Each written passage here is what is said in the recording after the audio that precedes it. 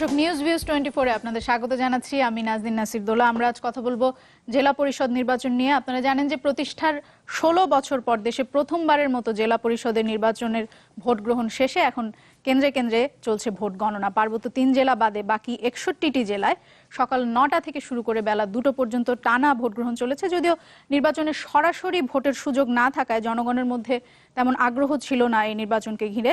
স্থানীয় সরকারের 4টি স্তরের প্রতিনিধিরা ভোট দিয়েছেন এই নির্বাচনে। সিইসি কাজী রকিবউদ্দিন আহমদ ভোট কেন্দ্র পরিদর্শনে গিয়ে বলেছেন যে স্বল্প পরিসরে হলেও প্রথমবারের মতো এই নির্বাচন অবাধ ও সুষ্ঠু হয়েছে। এ পর্যন্ত আমরা নির্বাচনের যে ফলাফল পেয়েছি সেটি যদি আপনাদেরকে একটু জানিয়ে রাখি। এ পর্যন্ত পাওয়া 33টি জেলার ফলাফল আমাদের হাতে এসে পৌঁছেছে। এর মধ্যে আমরা দেখেছি যে 21টি জেলায় আওয়ামী সমর্থিত প্রার্থীরা জয়ী হয়েছেন। আপনারা জানেন যে 22টি জেলায় আগেই বিনা প্রতিদ্বন্দ্বিতায় আওয়ামী সমর্থিত প্রার্থীরা বিজয়ী হয়েছেন এবং বাকি 39টি জেলার ফলাফল আমাদের হাতে এসে পৌঁছানোর কথা। তার মধ্যে 33টি জেলার ফলাফল আমরা পেয়েছি এবং সেখানে 21টি জেলায় আমরা দেখছি যে আওয়ামী প্রার্থীরা জয়ী হয়েছেন।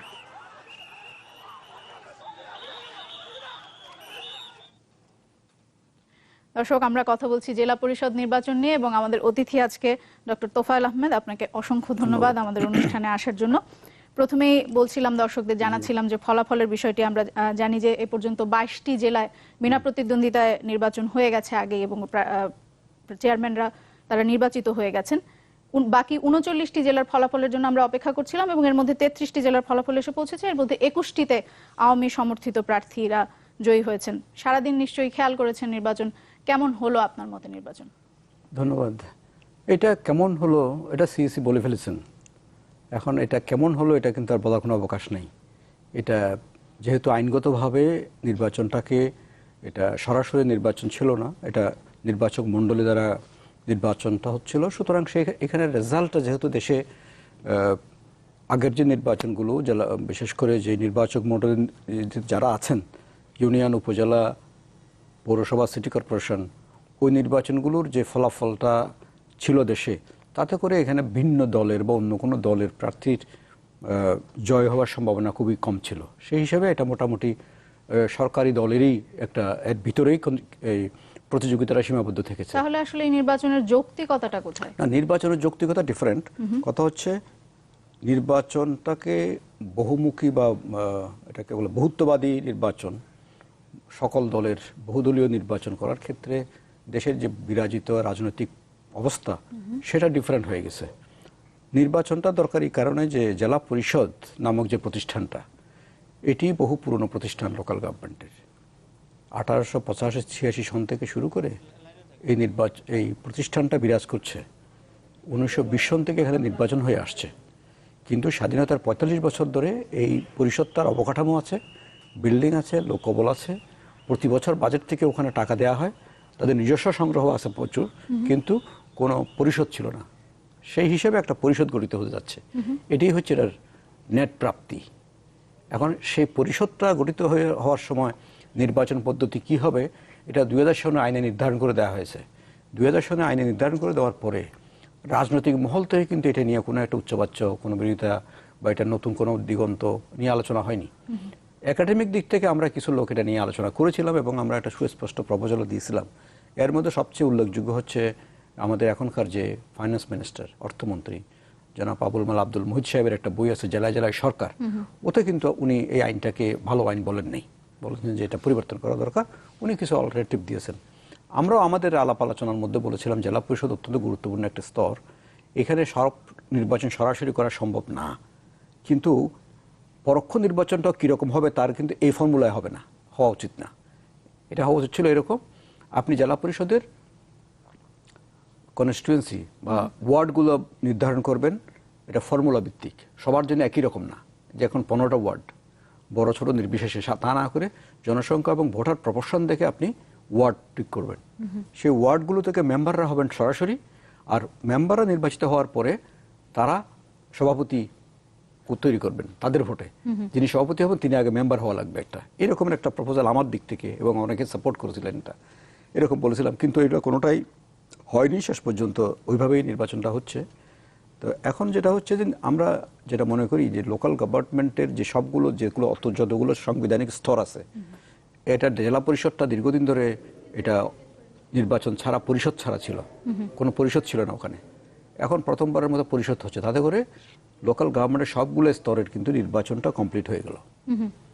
অনেকেই প্রশ্ন করছেন যে আসলে এতগুলো স্থানীয় সরকারের যে প্রতিষ্ঠান সেটা থাকাটা কতটা প্রয়োজনীয় বা অপ্রয়োজনীয়। আপনি একজন স্থানীয় সরকার বিশেষজ্ঞ। হ্যাঁ, এটা আমরাও বলেছি, এটা অনেকগুলো এতে, কারণ আমাদের অনেক ক্ষেত্রে স্তরবিন্যাস এবং আবার একই স্তরের মধ্যে একাধিক প্রতিষ্ঠান কাজ করছে, এটা সমস্যা হচ্ছে। যেমন এটা আরও যদি আপনি গভীরে গিয়ে দেখেন, একটা উপজেলা পরিষদ, উপজেলা পরিষদ হচ্ছে অনেকগুলো ইউনিয়নের কম্পোজিশন, অনেকগুলো ইউনিয়ন তার কম্পোনেন্ট পার্ট, কিন্তু মাঝখানে আবার একটা পৌরসভা আছে। সে পৌরসভাটা কোথায় হয়েছে? এটা হচ্ছে উপজেলা যে মূল সদর কেন্দ্র, সেই ইউনিয়নকে অথবা একাধিক ইউনিয়নকে, 2-3টা ইউনিয়ন থেকে কিছু অংশ কেটে নিয়ে উপজেলার যে সরকারি কর্মকর্তারা বসেন, যে বড় বাজারটা আছে, ওইটাকে নিয়ে একটা পৌরসভা করা হয়েছে।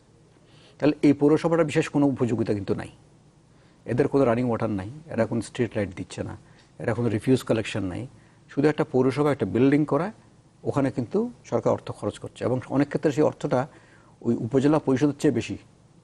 তাহলে এটা কোনো জাস্টিফিকেশন নাই। সুতরাং এই পৌর ফাংশনটা ওই উপজেলা পরিষদ করতে পারতো, অথবা পূর্বতন ইউনিয়ন পরিষদটাকে আপগ্রেড করে বলা হতো যে তুমি পৌর ফাংশন হিসেবে এগুলো করবে। এই যে একাধিক ইনস্টিটিউশন করে খরচ বাড়াচ্ছি, কিন্তু এটার কোনো সেবা কিন্তু বাড়ছে না, এখানে সরকারের কিন্তু রেভিনিউ খরচ হচ্ছে। ঠিক একই রকমভাবে ইউনিয়ন পরিষদগুলোর মধ্যে ইউনিয়ন পরিষদের কিছু সংখ্যা বাড়িয়ে চলেছি আমরা, জনসংখ্যা বাড়ছে, সংখ্যা ইউনিয়ন পরিষদকে কেটে ভেঙে 1, 2, 3টা ইউনিয়ন পরিষদ করে নিচ্ছি। এটা কোনো সলভ হচ্ছে না সমস্যা। যেটা করা যেত, জনসংখ্যা এবং ভোটার ভিত্তিতে ওয়ার্ড সংখ্যা বৃদ্ধি করা। ওয়ার্ড সংখ্যা বৃদ্ধি করে আপনি ইউনিয়নটাকে ইনট্যাক্ট রাখতে পারতেন, তাহলে প্রশাসনিক খরচ বাড়তো না, সেবাটা আপনি সেবার মধ্যে ব্যাপকতা এবং গভীরতা আনতে পারতেন। এরকম অনেকগুলো বিষয় আছে দেখার। আর আপনি যেটা বলেন শেষ কথাটা, আমরা একটা বিরতিতে যেতে হচ্ছে। দর্শক, নিউজবিজ 24 একটা বিরতিতে যাচ্ছি। আমরা বিরতি থেকে ফিরে এসে আবারও নির্বাচন নিয়ে কথা বলবো, এবং বিএনপি জাতীয় পার্টি সহ অধিকাংশ দল এই নির্বাচন বর্জন করেছে, সেই বিষয়টি নিয়ে আমরা একটু কথা বলার চেষ্টা করব।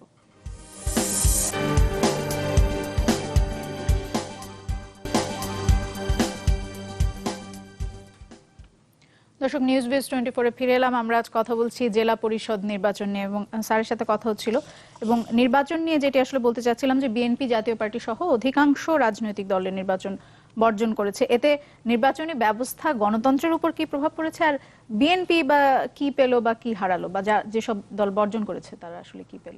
এখন কথা হচ্ছে, এটা বিএনপি বা জাতীয় পার্টি বা অন্য পার্টি কি হারালো, তার চেয়ে বড় জিনিস হচ্ছে এই বিষয়টা যে একটা সার্বজনীন নির্বাচনের মাধ্যমে একটা হওয়া, সেটা হলো না, এটা একদলীয় হলো। এখন দল বলবে যে আমরা একদলীয় চাইনি, আপনারা কন্টেস্ট করেনি, কিন্তু কথা হচ্ছে অবস্থাটা এমনভাবে ক্রিয়েট করা হয়েছে, এটা একটা আস্তে আস্তে আমরা মনোলিথিক পার্টির দিকে যাচ্ছি। মাল্টি পার্টি সিস্টেম থেকে, প্লুরালিস্ট অবস্থা থেকে একটা মনোলিথিক, একদলীয় অবস্থার মধ্যে এখন বিশেষ করে জেলা পরিষদের নির্বাচন, উপজেলা এবং ইউনিয়নটা এরকম হয়ে গেছে। এটার ভবিষ্যৎটা কী হবে আমি জানি না, কিন্তু এখন পর্যন্ত রাজনৈতিক ব্যবস্থাটা এক ধরনের এককেন্দ্রিক হয়ে যাচ্ছে, এককেন্দ্রিকতা এর মধ্যে এটা হয়েছে। সেই জন্য এখানে অংশগ্রহণ করা না করার মধ্যে কোনো রকমের পার্থক্য এই মুহূর্তে করা যাবে না।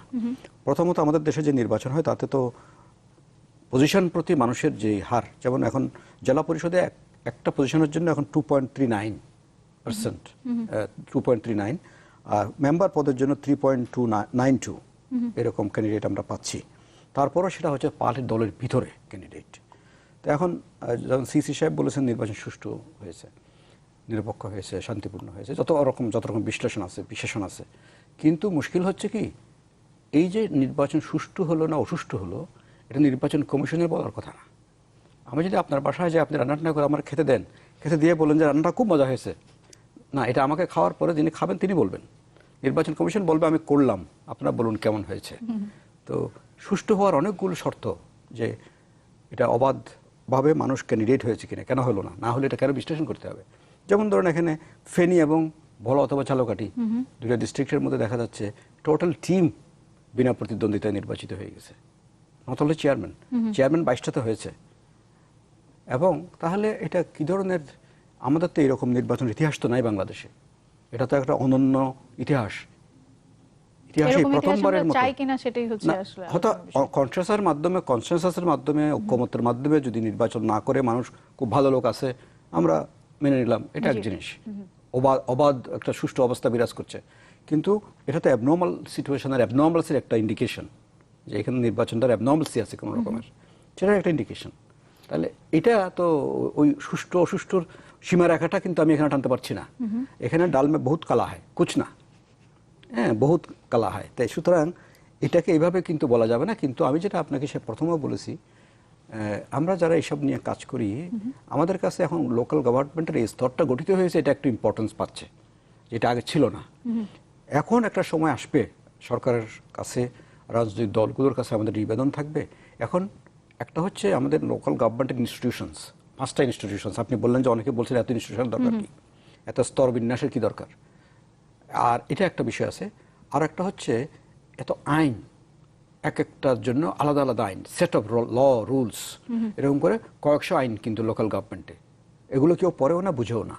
সুতরাং আমরা ওই ক্ষেত্রে সংস্কার করে একটা মাদার লর অধীনে সবগুলো প্রতিষ্ঠানকে নিয়ে আসতে পারি, সিটি কর্পোরেশন থেকে ইউনিয়ন পরিষদ পর্যন্ত সবাইকে একটা মাদার ল করে একক ল আইনের মধ্যে আনা যায়, এবং একই দিনে একটা শিডিউলে সমস্ত নির্বাচনগুলো করা যায়। তাহলে আমরা এই যে নির্বাচন নিয়ে সারা পুরো জাতি কি বছর খালি এই টেনশনে থাকবো? এটা 5 বছরে একবার 1 মাসের একটা শিডিউল করে সব নির্বাচন শেষ করা সম্ভব। তো এই রকমের কিছু রিকমেন্ডেশন আমরা তৈরি করেছি, এটা সরকার দেখতে পারেন, আমাদের রাজনৈতিক দলগুলো, শুধু সরকার না অন্যদেরও দেখা উচিত। কারণ এই যে আজকের এই অবস্থাটা হলো, 2000 সনে আইনটা হয়েছে, তারপর থেকে তো অনেক সরকার ছিলেন, তারা এটা দেখেননি কেন? অন্য পলিটিক্যাল পার্টির এটা নিয়ে তো কোনো কথা বলেননি। আজকে যদি বলি যে আমি নির্বাচন বর্জন করলাম, এটা ইনক্লুসিভ হচ্ছে না, এই কথাটা বললে আপনাকে আমি ক্ষমা করতে পারি না। কারণ আইনটা যখন হয়েছে তখন কিন্তু আইন নিয়ে আপনি কোনো অল্টারনেটিভ একটা আইনের খসড়া দেননি, তখন আপনারা পার্লামেন্টেও ছিলেন, তাই না? এবং আপনাদের দিক থেকে তো কিছু নাই, এটার জাতীয় পার্টিরও নাই, আওয়ামী লীগেরও নাই, অন্য কোনো পার্টিরও নাই, এটা সরি জাতীয় পার্টিরও নাই, বিএনপিরও নাই। জেলা পরিষদটা কিরকম হওয়া উচিত, তাদের কাছে কোনো রূপরেখা আছে? তারা কি জাতির কাছে এটা পেশ করেছে? আর যারা এই সব কাজ করে একাডেমিক্স, তারা যে তা করেছে, তারা তো ভালো মন্দ নিয়ে বিচার করা হয়নি, এটা তারাও তো ওইটাও তো করতে পারতেন, তাও তো করেননি। সুতরাং এখন সময় আসবে যে এই বিষয়গুলোকে এখন রুলিং পার্টি, অপোজিশন যারাই আছেন, যেভাবে আছেন, এটা খুব ফেলনা জিনিস না। রাজনীতির সুষ্ঠু বিকাশের জন্য লোকাল গভর্নমেন্ট সিস্টেমটার একটা ডিসিপ্লিন দরকার। এখন লোকাল গভর্নমেন্ট সিস্টেমের মধ্যে ডিসিপ্লিন নাই, এবং যারা লোক আসছেন তারা কিন্তু ওখানে, যেমন দেখেন আপনি তো এই সময় খুব কম বলা যাচ্ছে না অনেক কথাই, এই এত ক্লোজ একটা নির্বাচন, সীমাবদ্ধ নির্বাচন, মূল নির্বাচন, এর মধ্যে টাকার ছড়াছড়ির কেন কথা আসছে? জি, এর মধ্যে মারামারি কেন হচ্ছে? এই প্রসঙ্গটি নিয়ে আমরা একটু কথা বলবো।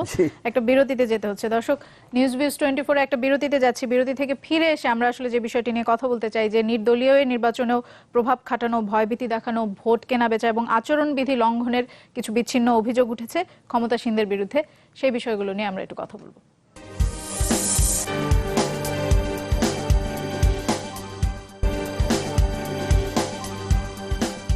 দর্শক, নিউজ ভিউজ 24 ফিরে এলাম। আমরা আজ কথা বলছি জেলা পরিষদ নির্বাচন নিয়ে, এবং ডক্টর তোফায়েল আহমেদ আপনার সঙ্গে কথা হচ্ছিল, এবং আমরা বিরতির আগে যে বিষয়টি নিয়ে কথা বলছিলাম, যে নির্দলীয় নির্বাচনেও প্রভাব খাটানো, ভয়ভীতি দেখানো, ভোট কেনা বেচা এবং আচরণবিধি লঙ্ঘনের কিছু অভিযোগ উঠেছে ক্ষমতাসীনদের বিরুদ্ধে।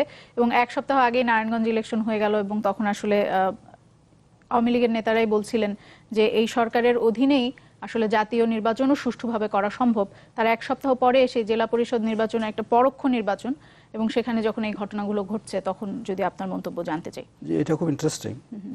আমি ওই সময় নারায়ণগঞ্জ নির্বাচনের সময় একটা কথা বলেছি, এ পর্যন্ত ধরেন 2014 সনের পর থেকে বা এই নির্বাচন কমিশনের অধীনে যতগুলো নির্বাচন হয়েছে, এর মধ্যে একাডেমিক বিশ্লেষণ আপনি করতে পারেন, ভোটিং বিহেভিয়ার, আচরণ, সব কিছু এই নারায়ণগঞ্জ নির্বাচনের। কারণ এখানে ভোট গ্রহণটার মধ্যে কোনো কারচুপি, কোনো বলছি আমি শব্দটা ইচ্ছাকৃতভাবেই, দু একটা হতে পারে, কিন্তু যেটা কারচুপি বলতে যেটা বোঝে সেটা হয়নি, জালিয়াতি যেটা বলে সেটা হয়নি, ভোটের স্টাফিং যেটা হয়নি। সুতরাং এই নির্বাচনটার ফলাফলটাকে আপনি একাডেমিক্যালি বিশ্লেষণ করতে পারেন, কিন্তু আমাদের বাকি যে নির্বাচন হচ্ছে এগুলোর কিন্তু ফলাফলটাকে আপনি একাডেমিক্যালি বিশ্লেষণ করতে পারবেন না, কারণ ওগুলো তো সঠিকভাবে ভোট গ্রহণটা হয়নি।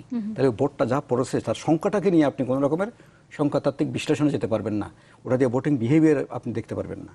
তাহলে 1 সপ্তাহ ব্যবধানে নির্বাচনটা হচ্ছে, এত সুন্দর ভালো নির্বাচন হলো একটা, আবার 1 সপ্তাহের ব্যবধানে অত্যন্ত সীমিত সংখ্যক নির্বাচক মণ্ডলী দিয়ে এই নির্বাচনটা হচ্ছে। ওখানে নারায়ণগঞ্জের 3টা সেন্টারের সমান ভোট না, এটা সারা দেশে ভোট হচ্ছে, এবং অনেকগুলো, যেমন ঢাকা শহরে 15টা কেন্দ্রে ভোট হচ্ছে, ভোটার সংখ্যা কত, সব মিলিয়ে হয়তো 1000 এর একটু বেশি, তাহলে এটা তো ভোটগুলো এখানে কেন গন্ডগোল হবে? তার মানে হচ্ছে ইলেক্টেড পজিশন, এটা এখন সাংঘাতিক কন্টেস্ট হচ্ছে, not for public service, social service, এটা হচ্ছে অনেকের টাকা পয়সা অনেক হয়ে গেছে, মানে তার একটা পজিশন দরকার, পাবলিক পজিশন দরকার। অনেকে আবার এটাকে স্টেপিং স্টোন করে টাকা পয়সা তৈরি করার জন্য, উপার্জন করার জন্য এটা একটা স্টেপিং স্টোন। তাহলে এখন কিন্তু রাজনীতি করে সমাজ সেবাটা কিন্তু গৌণ। তো এই জায়গায় চলে গেছি যখন আমরা, তাহলে এখানে এই কম্পিটিশনটা হেলদি হতে পারে না। আর 30 সেকেন্ড আছে, যদি খুব ছোট করে একটি জিনিস জানতে চাই যে এই নির্বাচনকে অনেকে সংবিধান পরিপন্থী বলছেন, আপনার ব্যাখ্যাটা যদি ছোট না, করে এটা বলেন। বোধহয় সংবিধান পরিপন্থী না, আমার ব্যক্তিগত মত। কারণ সংবিধান বলেছে নির্বাচিত প্রতিনিধির মাধ্যমে সরকার জনগণের কার্যকর অংশগ্রহণ নিশ্চিত করবেন। এটা কি পরোক্ষ হবে না প্রত্যক্ষ হবে, সেটা সংসদের জন্য রেখে দেওয়া হয়েছে। আচ্ছা, সংসদ যেভাবে নির্ধারণ করে সেভাবে নির্বাচনটা হবে, এবং কোনো নির্বাচন সরাসরি সব নির্বাচন প্রত্যক্ষ হবে, কোনো পরোক্ষ হবে না, এটাও আবার গ্রহণযোগ্য না। যেমন আমরাও মনে করি যে জেলা পরিষদের মেম্বারগুলো ডাইরেক্ট নির্বাচন হওয়া উচিত, চেয়ারম্যানটা ইনডাইরেক্ট মেম্বারদের মধ্যে থেকে হওয়া উচিত। একই রকমভাবে ইউনিয়ন, উপজেলা, পৌরসভা, সিটিতে এরকম হতে পারে, তাহলে কিন্তু নির্বাচনে হাঙ্গামা কমে যাবে। আপনি বলবেন যে এটা তো প্রশাসনের বোধহয় লেনদেন বেশি হবে, এটা যদি পার্টিজান ভিত্তিতে হয় তখন দলের প্রভাবিত নির্বাচন হবে, ওখানে পার্টির ভিতরে হয়তো পয়সা তো খরচ হবেই, কিন্তু এরকম ভোট কেনা বেচাটা কম হবে। ডক্টর তোফায়েল আহমেদ, আপনাকে অসংখ্য ধন্যবাদ আজকে আমাদের অনুষ্ঠানে আসার জন্য। দর্শক, নিউজ বিজ 24-এ আজ আমরা কথা বলছিলাম জেলা পরিষদ নির্বাচন নিয়ে। আগামীকাল একই সময়ে নতুন কোনো বিষয় নিয়ে কথা হবে। ভালো থাকবেন, নিরাপদে থাকবেন।